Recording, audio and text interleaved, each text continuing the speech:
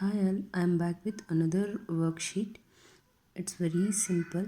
Match the following things of their opposites. So I have list A and list B. So here first one is sun.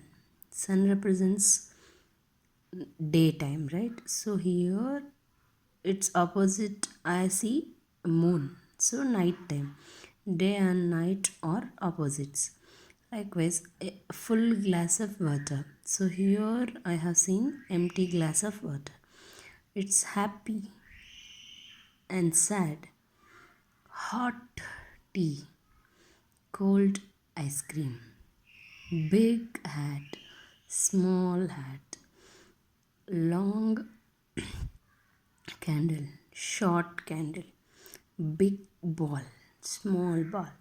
So here we learn day and night, full, empty, happy, sad, hot, cold, big, small, long, short.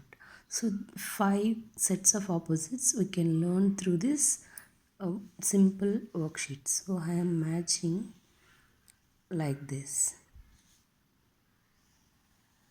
Okay, day and night, full glass and empty glass, and then happy, sad, hot tea and cold ice cream,